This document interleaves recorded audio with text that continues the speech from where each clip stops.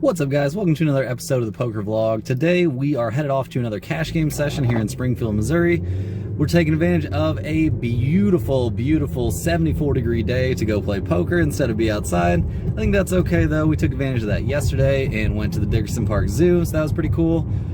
Yeah, time to hop in there, see if we can run up a stack. I think we're going to be buying in for 500 going forward in this game, depending on what everybody else is buying in for. If it looks like the average stack is between 500 and 1,000, I think we definitely need to be buying in on the high side of that, or at least in the middle. Even for a deep stacked 1-2 game, I feel like $500 is plenty to get started with.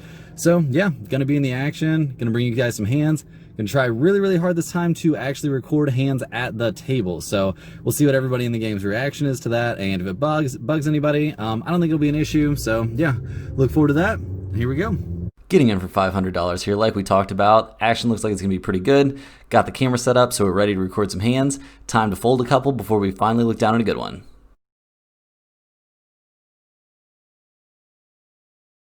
What's up, guys? First hand of the session here, and we have some table footage for you. We are looking down at pocket tens from the small blind, starting this hand off with about $500, and we are playing six-handed. Now the action is going to go ahead and fold around to the button, who makes it $5. I decided to go ahead and raise it up to 15. I don't know what that $5 open was about, just seems kind of weird. Big blind, who is a very aggressive regular, decides to 3-bet us to $45. Eventually, the button ends up folding here, and I don't think I have too much choice here. I think I'm going to be making the call the vast majority of the time. I'll occasionally be 4-betting, but I don't really feel like putting in like $160 with pocket tens. So, getting ready for a flop. Comes down 9 high, so a great flop for us. There are 2 diamonds, so that's fairly interesting. I go ahead and check like I'm going to do 100% of the time here when I call the 3-bet. And the big blind thinks about it for a little bit before ending up putting in $80. Now, I think he's going to be doing this fairly often. Not really the kind of guy who's just going to slow down after a flop, no matter what his hand is. He can have almost any 2 cards here. I think he's heavily weighted towards the obvious premium hands and then some suited connectors with some also really weird stuff going on. So as you can see, I put in the call, and we're off to see a turn, which comes down to 6. Pairing the board, kind of a weird spot. I'm definitely going to be checking here all the time once again. Seeing what our opponent's going to do, he actually ends up putting in the check. So pretty odd situation. River comes down the 7 of clubs, so the flush draw bricks out. A lot of straight draws could have gotten there, but I block some of them. I decide to go ahead and take the lead now, betting at $120. My opponent thinks about it for quite some time before putting in the fold. So we take this one down. Feels great. Winning a nice little pot, scooping up those chips, off to the next hand. Only a couple hands later, I'm still taking notes on my phone when I look down at ace king of clubs from the hijack. We're playing 6-handed, and I'm starting this hand off with about $630. The button straddles, small blind opens at $20, middle position player calls 20. Action gets to me, I raise it up to $75. The small blind and the middle position player both call my 3-bet, so we are off to see a flop, which comes down a very interesting one. Flop comes down king 8-3 all spades. So obviously not having a spade in my hand, that's not my favorite flop, but I flop top pair, top kicker, so that's definitely good. Action checks to me. I lead out for $150 on this one, wanting to charge all the spade draws as much as possible. Indifferent, I guess, news is both players fold to me. So we go ahead and take this one down. Nice take down a 3-bet pot that went multi-way to the flop, obviously. Kind of weird monotone board there, but I think we played it fine, and I'm glad we take it down. So while I'm trying to take notes on the ace-king hand that we just went over, I look down at ace-king offsuit from the button, so that's why we don't have hand footage of this one either. We're playing 7-handed, and I'm starting off with around $700. Action limps to me. I go ahead and open to $15. Big blind and under the gun call. So 15 is my normal opening size, and it's not a straddle pot, so I'm happy with that. Flop comes down, king, queen, 4, so we're flopping top pair, top kicker once again. Not nearly as wet of a flop, but it's fairly connected. Action checks to me. I think I definitely have to put in a bet here. And I put in $30, and only the big blind calls. So we are off to see a turn, which comes down the 10 of spades. So a pretty interesting turn card, puts a backdoor flush draw that I block, and also completes the Jack 9 straight and Ace Jack straight. So not a complete blank, but not the worst card for us ever. Big blind checks. I decided to go ahead and lead out once again, going for value here, betting $60. It's not a very large size. He thinks about it for a little bit and then ends up putting in the fold. So we take this one down, winning back-to-back hands with ace king. Probably haven't done that ever in the history of the blog. We'll definitely take it. Kind of weird. Would have liked to get some more value on both of these ace king hands, but oh well.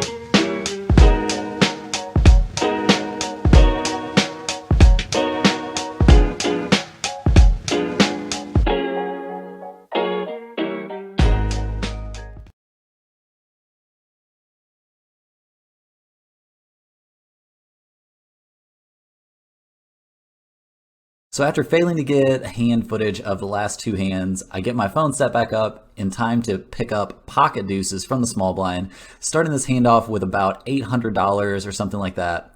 Under the gun opens at $10. Hijack, who is a very splashy player, could be playing any two cards, makes the call. And we make the call also off to see a flop. The flop comes down a very interesting one for us. We flop bottom set on king 3 deuce. Under the gun checks. Hijack bets 45. I think it's time for us to go ahead and just put in the call and slow play this one a little bit. We could raise it up. Not really sure. I definitely think this is a spot where we can slow play and try to keep the other player in the hand. Sure enough, it works. We're going 3 ways to the turn, which comes down pretty much a blank. It's the 6 of hearts. So obviously some straights can get there, but we don't really think there are going to be too many straights in here in a raised pot. Not that much 5-4 going to be out there. Under the gun checks. Hijack bets out 100 this time. And I decide it's time to go ahead and put in the raise. We've let enough money be put in here. Time to go for some value. So the question is, what size do you want to go? I elect to fire out $225, as you will see here in just a second. There it is. Under the gun folds, and then the hijack player moves all in. So this is a very weird spot. I don't think we have a whole lot of choice here, guys. I think we pretty much just have to make the call. We do. Ends up, we decide to run it 3 times. He's got 5-4 offsuit. Yeah. So running it 3 times here, hoping we can get some board pairs. Need a little bit of help. This is a massive pot. We are very tilted that this is what's going on. First river runs out clean for him. Second river runs out clean for him. Third river runs out clean for him. So sorry it's a little bit blurry. We're a little bit tilted. Maybe we were shaking, but we lose this one in pretty disappointing fashion. RIP, our nice stack. Okay, so after that unmitigated disaster with pocket deuces, we look down at 10-9 of hearts from the big blind, starting this hand with about $200, and we're playing 7-handed. Under the gun +1 opens at $10. I decide to make the call on my weird stack size, and the small blind also makes the call. So we are off to see a flop, which comes down a pretty interesting one for us. Flop is 10-8-6 with 2 spades. So we flop top pair, gut shot straight draw, middling kicker on our top pair. Kind of an interesting spot. Under the gun bets $20. Small blind calls, and I decide to make the call also. I don't think there's a lot of merit in raising here into multiple opponents, and I can definitely be behind. Obviously, under the gun still has all the hands in his range. So we are off to see a turn, which comes down a very good one for us. Turn is the 10 of diamonds. So we turn trips here with a middling kicker, and we still have our backdoor draw to the straight. So that's pretty interesting, kind of weird. Under the gun continues to bet into this. He bets out $45. The small blind continues to come along, making the call. I don't think I have a whole lot of options here. I think it's probably just time to get it in. Want to charge spades, any straight draw is the maximum, and if they already have a straight, we're still drawing super live, so I think it's just time to get it in here. We end up ripping it all in.